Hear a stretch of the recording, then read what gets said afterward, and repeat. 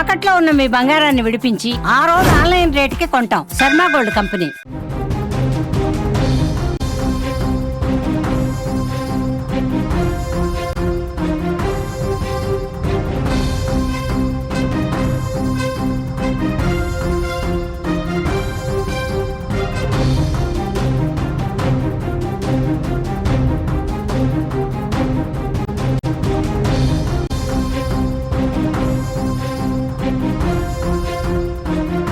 Welcome to Suman TV. Vaishnavi Kadapa జిల్లా గండికోటలో దారుణ హత్యకు గురైన వైష్ణవి మృతిలో ఇంకా ఎటువంటి ఫైనల్గా రాలేదు. ఈ హత్య కేసులో ఎటువంటి కన్క్లూజన్ రాలేదు. ఇంకా హంతకులు దొరకలేదు. ఒక రకంగా చెప్పాలంటే వైష్ణవి హత్య కేసు రోజులు గడిచే కొద్దీ మిస్టరీగా మారుతోంది. రోజుకొక పేరు బయటకు వస్తున్నప్పటికీ అందులో పోలీసుల ఇన్వెస్టిగేషన్ ఎటువైపు ముందుకు సాగట్లేదని అర్థమవుతుంది. మొదటి రోజు వైష్ణవి లవర్ లోకేష్ పేరు వచ్చింది. ఆ తర్వాత వైష్ణవి సోదరుల పేరు వచ్చి ఒక సోదరుడి పేరు వచ్చింది. ఆ తర్వాత తాజాగా ఇంకొక పేరు వస్తుంది. అసలు కేసు ఎందుకు ముందుకు సాగట్లేదు? వైష్ణవిని చంపేసింది ఎవరు? గండికోటలో రంగనాయక స్వామి మండపం వెనకాల ఉన్న ఆ చెత్త కుప్పలో లేకపోతే ముళ్ళ పొదల్లోకి వైష్ణవిని తీసుకెళ్ళి చంపేసింది ఎవరు? చాలా స్పష్టంగా వైష్ణవి ఒంటిపైన గాయాలు కనిపిస్తున్నాయి. వైష్ణవిని ఉద్దేశపూర్వకంగా ఒక కుట్రపూరితంగా హత్య చేసినట్టు అర్థమవుతుంది.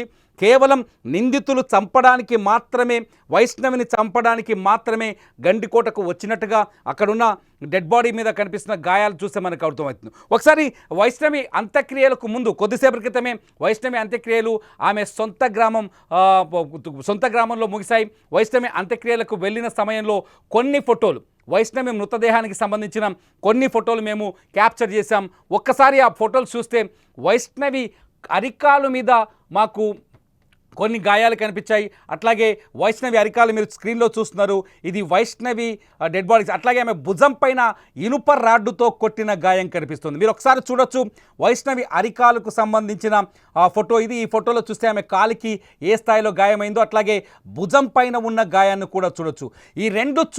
ఈ రెండు గాయాలు చూస్తే వైష్ణవిని చాలా కుట్రపూరితంగా కక్షతో కడుపు రగిలిపోయి చంపేసినట్టుగా అర్థమవుతుంది. వైష్ణవి నిజంగా చెప్పాలంటే వైష్ణవి ఇప్పుడు ఒక దారుణం, అన్యాయంగా బలైపోయిన అమ్మాయి. చాలా దారుణంగా వైష్ణవిని చంపేశారని చాలా స్పష్టంగా అర్థమవుతుంది. ఎవరు వైష్ణవి ప్రాణాలు తీయాలని ఆలోచించింది? ఎవరు? ఎందుకు వైష్ణవిని చంపాలని ఆలోచించారు? వైష్ణవి చచ్చిపోతే ఎవరికి లాభం? వైష్ణవి చచ్చిపోతే ఎవరి ఈగో సాటిస్ఫై అవుతుంది? వైష్ణవి చచ్చిపోతే ఎవరి మనసులో ఉన్న బాధ తగ్గుతుంది? వైష్ణవిని చంపితే ఎవరి కసి తీరుతుంది? ఈ ప్రశ్నలకు సమాధానం వెతుకుతున్నారు 3 రోజులుగా కడప జిల్లా పోలీసులు. గండికోటని జల్లెడ పడుతున్నారు. కడప జిల్లాకు సంబంధించిన కడప ఎస్పీ అశోక్ కుమార్ 3 రోజులుగా అక్కడే తిష్ట వేశారు. డిఐజీ ప్రవీణ్ అట్లాగే మొత్తం పోలీసు బృందమంతా గండికోటలో క్లూస్ కోసం జల్లెడ పడుతున్నారు. చాలా ఉదయం నుంచి ఇన్వెస్టిగేషన్ నాన్ స్టాప్గా కొనసాగుతుంది. వైష్ణవి డెడ్ బాడీ అంత్యక్రియలకు ముందు డెడ్ బాడీ చూస్తే కన్నీళ్ళు వస్తున్నాయి. అరే, ఈ అమ్మాయిని ఇలా ఎందుకు చంపాల్సి వచ్చింది? ఎవరు ఈ అమ్మాయిని చంపాలని ఆలోచించారు? ఈ అమ్మాయిని చంపితే వాళ్ళకు వచ్చే లాభం ఏంటి? అరే, ఏ అమ్మాయి అయినా కనీసం ప్రేమలో పడవచ్చు, కానీ ఇక్కడ ప్రియుడు కూడా హత్య చేశారనే చర్చకు ముగింపు వచ్చినట్టుగా అర్థమవుతుంది. ఆ ప్రియుడు అని ఎవరైతే వైష్ణవిని గండికోట రిసార్ట్కి తీసుకెళ్ళిన ఎవరైతే లోకేష్ ఉన్నాడో లోకేష్ ఈ హత్యలో పాల్గొనలేనని అర్థమవుతుంది. లోకేష్ గండికోట రిసార్ట్కి వైష్ణవిని తీసుకొచ్చిన సీన్తో పాటు ఆమెను అక్కడ డ్రాప్ చేసిన సీను, అట్లాగే అక్కడి నుంచి వెళ్ళిపోయిన సీను మొత్తం సీసీ కెమెరా ఫుటేజ్లో రికార్డ్ అయింది. మీరు కొద్దిసేపటి క్రితం నుంచి సుమన్ టీవీలో ఆ సీసీ ఫుటేజ్ని చూస్తున్నారు. చూడొచ్చు మీరు ఒక సీన్లో వైష్ణవిని లోకేష్ బైక్ పైన తీసుకెళ్ళి డ్రాప్ చేస్తున్నారు. మరి అక్కడ రెడ్ కలర్ బాక్స్లో మీరు చూస్తే అర్థమవుతుంది వైష్ణవిని లోకేష్ డ్రాప్ చేస్తున్న సీన్. అక్కడ ఆరో మార్క్ కనిపిస్తుంది. సెకండ్ సీన్లో ఇమ్మీడియట్లీ లోకేష్ అక్కడి నుంచి బైక్ మీద వెనక్కి వెళ్ళిపోతున్న సీన్ కనిపిస్తుంది. అంటే వైష్ణవి గండికోట ఫోర్టుకు వస్తుందనే విషయం ఎవరికో తెలిసింది. ఆ తెలిసిన విషయాన్ని లోకేష్కి సమాచారం ఇచ్చారు. లోకేష్కి సమాచారం తెలియగానే వైష్ణవిని తీసుకెళ్లి గండికోట రిసార్ట్లో వదిలేశాడు లోకేష్. వదిలేసి అటు నుంచి వెనక్కి వెళ్ళిపోయాడు. అక్కడ వైష్ణవి లోకేష్ వెళ్ళిపోయిన తర్వాత ఒక్కతే ఉంది. ఈ విషయాన్ని చాలా ఇంపార్టెంట్ విషయం కేసులో. వైష్ణవి గండికోట రిసార్ట్లో ఒక్కతే ఉంది. ఆ ఒక్కదాన్ని సాయంత్రం 10:49:14 సమయంలో జరిగిన ఈ డ్రాపింగ్, ఆ సమయంలో గండికోట రిసార్ట్లో వైష్ణవి ఒక్కతే ఉంది. ఆ ఒక్కదాన్ని అటకాయించి లేకపోతే ఆమెని పట్టుకొని ఖచ్చితంగా కసితీరా చంపినట్టుగా మనకు అర్థమవుతుంది. వైష్ణవి కుటుంబ సభ్యులు చెప్తున్నారు తమ కూతురు పైన అఘాయిత్యం జరిగింది అని. కానీ పోలీసులు పోస్టుమార్టం రిపోర్ట్ ప్రకారం ఎటువంటి అఘాయిత్యం వైష్ణవి పైన జరగలేదని చెప్తున్నారు. వైష్ణవి కుటుంబ సభ్యులు చెప్తున్నారు కొంచెం గ్యాంగ్ రేప్ జరిగిందనే అనుమానాలు మాకున్నాయని. కానీ పోలీసులు అసలు రేప్ అనేదే జరగలేదని చెప్తున్నారు. అంటే వైష్ణవిని చాలా పకడ్బందీగా ఒక ప్లాన్ ప్రకారం హత్య చేసినట్టుగా మనకు అర్థమవుతోంది. పోలీసులు కూడా ఇక్కడే ఉన్నారు. నిన్న డిఐజీ ప్రవీణ్ చెప్పారు కొన్ని క్లూస్ మాకు దొరికాయని. కానీ ఆ క్లూస్ ఆధారంగా ముందుకు వెళ్తే కేసు ఇన్వెస్టిగేషన్ ఆగిపోయింది, ముందుకు సాగలేదు. సో అక్కడ వైష్ణవిని హత్య చేసిన నిందితుడు దొరకలేదు. వాళ్ళ బ్రదర్స్ పేర్లు వచ్చాయి. ఆ బ్రదర్స్ పేర్లు ఆల్రెడీ సోషల్ మీడియాలో వైరల్ అవుతున్నాయి, కోటయ్య అని, సురేంద్ర అని. కానీ వాళ్ళ దగ్గర కూడా ఎటువంటి క్లూస్ పోలీసులకు ఇప్పటివరకు దొరికినట్టుగా తెలియట్లేదు. పోలీసులు వాళ్ళ దగ్గర నుంచి వాళ్ళకి సంబంధించిన టెక్నికల్ ఎవిడెన్స్ కూడా పోలీసులకు దొరికినట్టుగా తెలియట్లేదు. సో ఈ హత్యలో మరో వ్యక్తి పాత్ర ఉందనే కోణం ఇప్పుడు చర్చ జరుగుతోంది.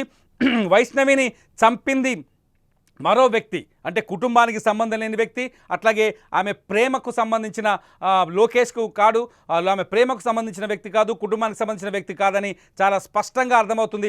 ఫ్యామిలీ ఇన్వాల్వ్మెంట్ లేదు, ఆమె లవ్ ఇన్వాల్వ్మెంట్ లేదని అర్థమవుతుంది. గుర్తు తెలియని వ్యక్తులు ఎవరో వైష్ణవి ప్రాణం తీశారని స్పష్టంగా అర్థమవుతుంది. కాకపోతే ఇంత దారుణంగా ఒకసారి మా ఆన్లైన్ టీంని అడుగుతున్నాను, ఆమె కాళ్ళు విజువల్, ఆమె కాళ్ళను చూడొచ్చు ఒకసారి. ఇంత దారుణంగా కమిలిపోయింది డెడ్ బాడీ పైన.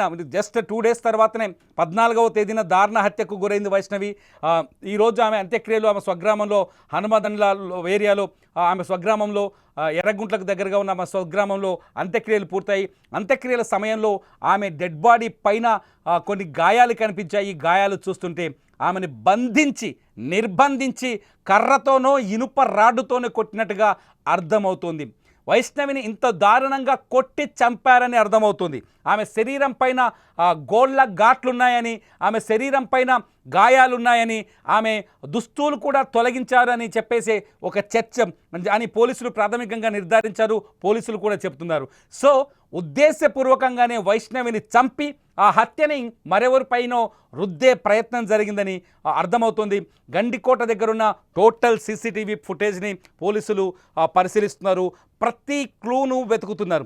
చిన్న దారి దొరికిన నిందితుని పట్టుకుంటామని చెప్తున్నారు. ఇప్పటికే వైష్ణవి హత్యకు సంబంధించి 2 తెలుగు రాష్ట్రాలు సెన్సేషన్ కొనసాగుతుంది. వైష్ణవిని చంపిందెవరనేది తెలుసుకోవాలని చెప్పేసి 2 తెలుగు రాష్ట్రాల ప్రజలు ఎదురు చూస్తున్నారు. మా దగ్గర ఉన్న ఎక్స్క్లూజివ్ విజువల్స్లో చాలా స్పష్టంగా చూడొచ్చు వైష్ణవిని రాడ్డుతో కొట్టి చంపారని, ఆమె కాళ్ళకి గాయాలయ్యాయని, భుజం పైన గాయమైందని. పూర్తిస్థాయి పోస్టుమార్టం రిపోర్ట్ వస్తే ఆమె ఒంటిపైన జరిగిన గాయాలు కావచ్చు, శరీరం లోపల ఏమైనా గాయాలు ఉన్నాయా, ఏదైనా అవయవాలకు గాయాలు అయి ఉంటాయా అనే విషయం కూడా పూర్తిస్థాయి పోస్టుమార్టం రిపోర్ట్ రావాలి. ప్రస్తుతానికి ప్రాథమిక రిపోర్టు ప్రకారం వైష్ణవి పైన అఘాయిత్యం జరగలేదని, వైష్ణవిని దాడి చేసి చంపేశారని, గొంతు నిలిపి చంపేశారని కూడా కొంత సమాచారం అందుతోంది. పూర్తిస్థాయి పోస్టుమార్టం రిపోర్ట్ వస్తే కానీ వైష్ణవి హత్య ఏ సమయంలో జరిగింది, హత్య చేసిన వ్యక్తులు ఎవరు, ఎటు పారిపోయి ఉంటారనే విషయాలు పోస్టుమార్టం రిపోర్ట్ ఆధారంగా తెలియబోతున్నాయి. పోస్టుమార్టం రిపోర్ట్లో ముఖ్యంగా వైష్ణవి ప్రాణం కోల్పోయిన సమయం తెలియాల్సి ఉంది. ప్రాణం కోల్పోయిన సమయం తెలిస్తే ఖచ్చితంగా ఆ సమయంలో అక్కడ ఎవరెవరు ఉన్నారనే విషయాన్ని ఆధారంగా చేసుకొని పోలీసులు ఇన్వెస్టిగేషన్ చేసే అవకాశం కనిపిస్తుంది. వైష్ణవి కుటుంబ సభ్యులు అయితే చాలా స్పష్టంగా చెప్తున్నారు, నిందితులు ఎవరైనా సరే కఠిన శిక్ష విధించాలి. ఎందుకంటే మొత్తం కుటుంబంలో ఒకటే ఒక కూతురు వైష్ణవి. ఎంతో అల్లారు ముద్దుగా పెంచుకున్నారు ఆమెని తల్లిదండ్రులు, ఆమెను ప్రేమగా చూసుకున్నారు. కానీ ఆ సొంత గ్రామానికి సంబంధించిన లోకేష్ అనే యువకుడు ఆమెను ట్రాప్ చేయడం, ఆమెను ప్రేమిస్తున్నానని వెంటబడడంతో అతని నుంచి కూడా ఆమెను తప్పించి తన కూతురికి మంచి విద్య అందించాలని, ఎడ్యుకేషన్ అందించాలని చెప్పేసి ప్రొద్దుటూరికి వాళ్ళ సొంత హనుమగండ్ల గ్రామం నుంచి అక్కడి నుంచి ఇల్లు ఖాళీ చేసి స్వయంగా ప్రొద్దుటూరుకు వచ్చారు, ప్రొద్దుటూరులో కాపురం పెట్టారు. ఆ వైష్ణవి తల్లిదండ్రి మాట్లాడిన మాటలు ఇప్పటికే మీరు విన్నారు. అంతే కూతురిని కాపాడుకోవడానికి ఆ పేరెంట్స్ అనేక రకాల ప్రయత్నాలు చేశారు. అయినప్పటికీ లోకేష్ ఆమెని ప్రేమించినాడు. లోకేష్ తల్లి కూడా నిన్న సుమన్ టీవీతో మాట్లాడుతూ నా కొడుకు వైష్ణవిని మనసారా ప్రేమించాడు, వైష్ణవిని చంపుకునేంత మూర్ఖుడు కాడు, వైష్ణవిని చంపాల్సిన అవసరం నా కొడుకు లేదని ఆమె కూడా స్పష్టత ఇచ్చింది. ఇది పోలీసులు కూడా చెప్తున్నారు, హత్యలో లోకేష్ పాత్ర లేదని. అయినప్పటికీ ఇవాళ మరోసారి లోకేష్ని విచారించారు పోలీసులు, మరోసారి సీన్ ఆఫ్ అఫెన్స్కి తీసుకొచ్చారు. అట్లాగే అనుమానితులందరినీ వెంటాడుతున్నారు. మొత్తం పోలీస్ బెటాలియన్ అంతా, కడప పోలీస్ బెటాలియన్ అంతా ప్రస్తుతం గండికోటలోనే ఉంది. గండికోటలోనే వైష్ణవి హత్యకు సంబంధించిన సమాచారాన్ని, క్లూస్ని సేకరించి ఈ కేసుని విచారించే ప్రయత్నం చేస్తుంది. వైష్ణవి ఒంటిపైన గాయాలు, వైష్ణవిని అత్యంత దారుణంగా చంపిన తీరు, ఇవన్నీ చూస్తుంటే ఖచ్చితంగా ఒక కుట్రపూరితమైన హత్య, ప్రీ ప్లాన్ మర్డర్, లేకపోతే వైష్ణవి గండికోటకు వస్తుందనే విషయం వాళ్ళ కుటుంబ సభ్యులకో లేకపోతే లోకేష్కో కాకుండా ఇంకెవరికో తెలిసి ఉండొచ్చనే అనుమానం కూడా కలుగుతుంది. గండికోటకు వస్తుందనే విషయం తెలిసిన వ్యక్తులు చేశారా, లేకపోతే అక్కడ ఏదైనా కొంత చర్చ కూడా జరుగుతుంది. ఉదయం నుంచి గండికోట ఏరియాలో కొంత గంజాయి బ్యాచ్ ఉందని చెప్పేసి వాళ్ళు కూడా మత్తులో తిరుగుతూ ఒంటరి మహిళలపైన లేకపోతే అమ్మాయిలపైన దాడులు చేసిన సందర్భాలు గతంలో ఉన్నాయనే చర్చ కూడా కొంత జరుగుతుంది. దీనికి సంబంధించిన ఆధారాలు దొరకాల్సిన అవసరం ఉంది. ఎవరు థర్డ్ పర్సన్ ఇన్వాల్వ్ అయ్యారా, లేకపోతే ఫ్యామిలీ మెంబర్స్లో ఇన్వాల్వ్మెంట్ ఉందా, లేకపోతే లోకేషే డ్రామా ఆడుతున్నారా? మొత్తానికైతే ఒక దృశ్యం సినిమా కనిపిస్తోంది కడప జిల్లా గండికోటలో. ఆ దృశ్యం సినిమా వెనుకున్న మిస్టరీ బయటపడాల్సిన అవసరం ఉంది. మీరేమనుకుంటున్నారు ఇవన్నీ చూస్తుండే? వైష్ణవి ఒంటిపైన గాయాలు కావచ్చు, సిచ్యువేషన్స్ అంటే రోజుకొకసారి కేసు మలుపు తిరగడం కావచ్చు, వీటన్నింటిని చూస్తే మీరేమనుకుంటున్నారు, మీరేం భావిస్తున్నారు? వైష్ణవి లాంటి ఒక అమాయకురాలైన ఆడపిల్లకి ఇంతటి అన్యాయం జరగడం, ప్రాణాలు కోల్పోవడం, ఆ కుటుంబం తీవ్రమైన దుఃఖంలో మునగడం, ఇదంతా చూస్తే గుండె రగిలిపోతుంది. ఈ హంతకులను ఎలాగైనా కఠినంగా శిక్షించాలని ప్రతి ఒక్కరూ కోరుకుంటున్నారు.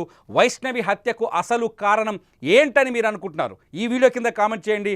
వైష్ణవికి సంబంధించిన అప్డేట్ న్యూస్ కోసం చూస్తూనే ఉండండి సుమన్ టీవీ డిజిటల్ లైవ్, అలాగే సుమన్ టీవీ లైవ్.